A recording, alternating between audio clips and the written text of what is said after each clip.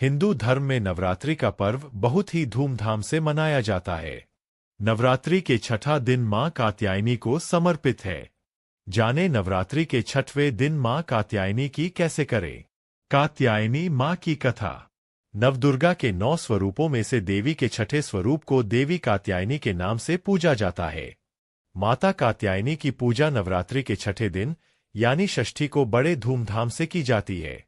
देवी की महिमा को लेकर 2 कथाएं हिंदू धर्म में अत्यंत प्रचलित है। देवी के इस स्वरूप की महात्म्य कथा ऋषि कात्यायन से जुड़ी होने के कारण उनका नाम कात्यायनी पड़ा। वहीं देवी कात्यायनी की महिमा कथा दुराचारी महिषासुर के वध से भी जुड़ी हुई है। आइए जानते हैं देवी कात्यायनी की महिमा की रोमहर्षक कथा। कथा देवी कात्यायनी का स्वरूप अत्यंत उज्ज्वल और ज्योतिर्मय है। इस स्वरूप में देवी की 4 भुजाएं हैं। इनमें से दाएं तरफ की ऊपर वाली भुजा अभय मुद्रा में है और नीचे वाली भुजा वर मुद्रा में। वहीं बाएं तरफ की नीचे वाली भुजा में तलवार और ऊपर वाली भुजा में कमल का पुष्प सुसज्जित है। देवी कात्यायनी का वाहन सिंह है। देवी कात्यायनी की कथा का उल्लेख देवी भागवत महात्म्य और मार्कंडेय पुराण में मिलता है। पुराणों में निहित कथाओं के अनुसार कथ नाम के एक प्रसिद्ध महर्षि हुआ करते थे। उनके पुत्र का नाम ऋषि कात्य था। आगे जाकर ऋषि कात्य के गोत्र में महर्षि कात्यायन का जन्म हुआ और ऋषि अपने तप के कारण विश्व प्रसिद्ध हुए। ऋषि कात्यायन की इच्छा थी कि देवी भगवती उनके घर पुत्री रूप में जन्म ले। इसलिए उन्होंने कई वर्षों तक देवी भगवती की कठोर तपस्या भी की। मान्यता है कि ऋषि कात्यायन की ऐसी एकनिष्ठ तपस्या से प्रसन्न होकर देवी भगवती ने तब उनकी इच्छा का मान रखते हुए उनके घर पर जन्म लिया। ऋषि कात्यायन की पुत्री होने के कारण ही देवी भगवती देवी कात्यायनी कहलाईं। महर्षि कात्यायन ने बड़े प्रेम से देवी कात्यायनी का पालन पोषण किया था।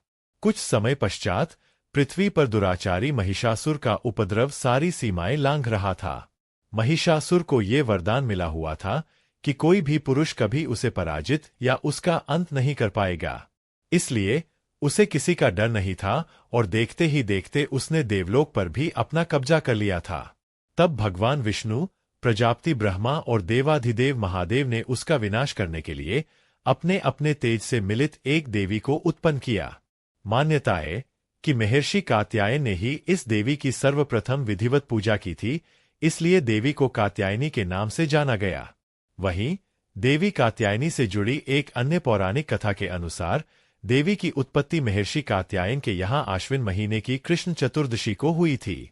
इसके बाद महर्षि ने शुक्ल सप्तमी, अष्टमी और नवमी तक देवी की अपने आश्रम में विधिवत पूजा अर्चना की और दशमी को देवी के इस स्वरूप ने महिषासुर का वध किया था। यही कारण है कि देवी के इस स्वरूप को देवी कात्यायनी के नाम से जाना गया था। महिषासुर का अंत करने के कारण देवी को महिषासुर मर्दिनी के नाम से भी जाना गया। इसके अलावा देवी कात्यायनी से जुड़ी एक और मान्यता ये भी है कि देवी दुर्गा का यह स्वरूप अमोघ फलदायिनी है। ब्रज की गोपियों ने करुणावतार श्री कृष्ण को अपने पति के रूप में पाने के लिए कालिंदी यमुना के किनारे देवी कात्यायनी की ही आराधना की थी। इसी कारण वर्तमान में भी देवी कात्यायनी समस्त ब्रजमंडल की अधिष्ठात्री देवी के रूप में प्रतिष्ठित है। स्कंद पुराण में देवी कात्यायनी के बारे में ये उल्लेख भी मिलता है कि उनकी उत्पत्ति परमेश्वर के सांसारिक क्रोध से हुई थी। नवरात्रि के छठे दिन देवी दुर्गा के इस स्वरूप की पूजा का काफी महत्व है। ऐसी मान्यता है कि देवी कात्यायनी की पूजा में लाल और सफेद रंग के कपड़े पहनना बहुत शुभ होता है। मान्यता तो ये भी है कि मां कात्यायनी के चरणों में अपना सब कुछ समर्पित करते हुए उनकी आराधना करने वाले भक्तों को उनके दर्शन प्राप्त हो जाते हैं। देवी के इस स्वरूप के पूजन से भक्तों में एक अद्भुत शक्ति का संचार होता है। देवी कात्यायनी का ध्यान गोधूली बेला में किया जाना चाहिए। देवी कात्यायनी की आराधना का मंत्र है देवी कात्यायनीयनम, अर्थात ओमकार के जैसे निर्विकार स्वरूप वाली देवी कात्यायनी की कृपा व शुभ दृष्टि हम पर बनी रहे, हम उन्हें बारंबार नमस्कार करते हैं। ऐसी मान्यता है कि देवी कात्यायनी को शहद अत्यंत प्रिय है। इसलिए नवरात्रि के छठे दिन देवी कात्यायनी की पूजा में शहद या शहद से बनी चीजों का भोग लगाना चाहिए। देवी कात्यायनी के विधिवत पूजन के पश्चात महादेव की भी पूजा करने की मान्यता है।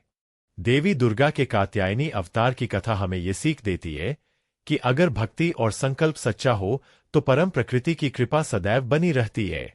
जिस प्रकार महर्षि कात्यायन के एकनिष्ठ तपस्या से प्रसन्न होकर देवी दुर्गा ने उनकी इच्छा और तपस्या का मान रखा, ठीक उसी प्रकार मनुष्य को भी अपनी भक्ति, निष्ठा और संकल्प के पथ पर अविचल रहना चाहिए।